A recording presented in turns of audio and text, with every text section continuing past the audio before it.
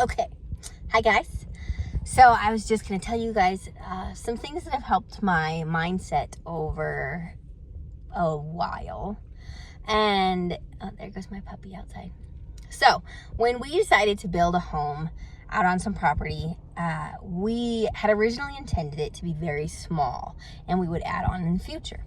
And it was going to go fast, it was going to be simple, and that was the idea. But we realized it was going to be really, really tight now that we had 2 kids.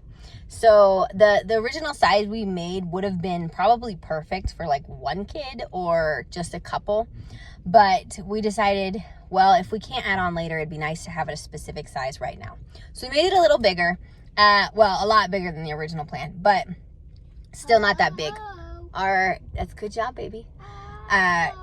I think all in, it's still about 1,200 square feet. So it's not huge. But so we stayed in a camper while we built the house. And you pour the make the forms, pour the footer, put the forms up for your foundation. You pour the foundation, you build the subfloor, you frame the home, put the roof on, all those goodies. We had to get that done before it was really, really bad snow coming in. So we got the roof on and got some electrical done before Christmas, but we didn't get into the house yet. It still wasn't finished. But then early January, it got very, very cold. And so we had to forcibly move into the home because the pipes in the camper had frozen. The electrical bill was crazy high trying to heat it with electrical heaters. And so we moved into a dry house. Like, there was insulation, there was some electrical, but there was nothing else. And 2 of the rooms had enough sheetrock to have a kid in there safely. So we moved into the home, and for I think a week we didn't even have a toilet. For a little while after that, we finally got a sink, and a while after that we got a shower, and a great while after that we got, just recently, a kitchen sink and a dishwasher, and one of our countertops is finished. And when we moved in, unfortunately, it was awkward timing, because then very shortly after, my husband had to go to his full season work, his big busy season. So we can't be working on the house a lot because he's super, super busy. And so we've spent... Mama? What, baby? We give the pizza. Yeah, you can eat the pizza. I like pepperoni off. You can take the pepperoni off and just put it in your bowl, okay? Or you can eat it. It's yummy. Good job. So that's our house. And that's a camper we lived in. ADHD. Where was I? So we moved in, and the me before all this. Mama, cool. Oh yeah, very cool. The me before all this was like chomping at the bit. Let's get it done. We got to get this done fast. I want to be in this home. And what's interesting is God really taught me a lot in that process, and he showed me before I knew what it was like to live without water and stuff like that. We've done that before. But he reminded me all these things that we take for granted, and that there's a lot of things you really don't need either. I gotta roll the window down. It is hot in this car. I am dying. Whew. Are you hot, buddy? My husband's working inside, banging around with noise, so that's why we're trying to do this really fast before we go inside. Anyways, so when you don't have all those amenities, you are reminded how fortunate we are to have them, and how we really don't need all these things that we think we need. And obviously there were things that were really helpful, like getting a toilet.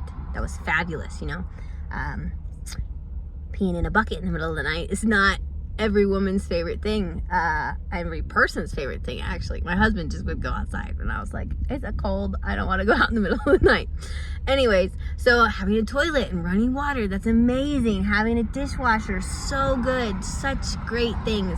And you understand why we love having those amenities that we so take for granted when you've just had them forever. And then we don't have all of our sheetrock done, so we stare at insulation. And I'm reminded You don't have to have a perfect wall all the time. You don't have to have sheetrock on the wall all the time to survive. You just need a home that keeps you safe and out of the weather. I'll help you. What do you need, baby? I'll help you, Mom. Oh, okay, thank you. And these strange, drastic lifestyle things have opened my eyes because a lot of people say they couldn't do this. And we did it with 2 toddlers. And I'm not saying that because to like pat myself on the back. I'm saying you can do harder things than you think you can. And they grow you and they teach you patience and gratefulness and Mama, I'll help you. Mama, off. What, baby? No, off. What's off? What do you need off? Off. You want that off? Yeah. Is that better? Off. What else do you need off? Off. Oh, you want the sausage off? You are a picky little thing, you know that? All right, there you go. What, is there more? Sorry. Hashtag mom life. Okay. Eat it up, please. Yay. Good job. So through this journey, I have realized I've become a lot less focused on things like decor and decorations or having it all, and more like having less so I can concentrate on what's most important. I used to have a nice, all the way done home that kept me busy cleaning it and maintaining all of our stuff. And you know what I love? I can sit in an unfinished home with less cleaning to do and just play with my kids. Having less is so the way to go. And instead of working and working and working to pay for all of your materialistic needs, you can work to pay for your needs, have time to be with those you love, have time to help others, have maybe a little excess money because you're spending less to both protect you, secure your future, and to help others. And your mindset of what's important changes so much because having all the best things in this life doesn't matter. My mom used to say, even though she's not a minimalist, and she teases me for being a minimalist, but nothing against my mom, I love her. It's in jest. But she said when I was younger, the man who dies with the most toys still dies. And you can't take your toys with you. This stuff, what we put so much emphasis on, is just stuff. And last week, I'm going to attempt not to cry. Okay, we're going to go in and get crackers in just 1 minute. Let me finish this up, okay?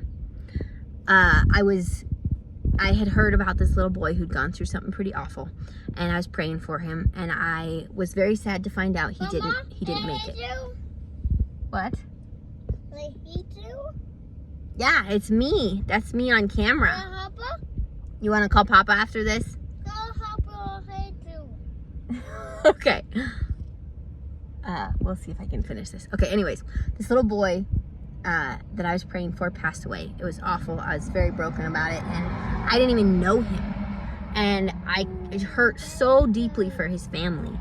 And the way he died was a reminder to just really be present with my kids, and to know what's really important. Like they are what's important. Pouring into them and growing them and preparing them for the life they have ahead. To go out and be souls for Jesus, to reach people and to love people, and to not care about the stupid stuff.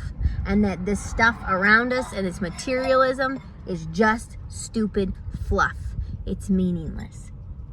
And having less and loving those that you have and taking care of them and loving others and showing the light of Christ is what's most important. And if you were able to make it through all of my ADHD and mom moments, I'm glad you're still here. So thanks for listening. All right, we love you. Have a great day. Bye, guys.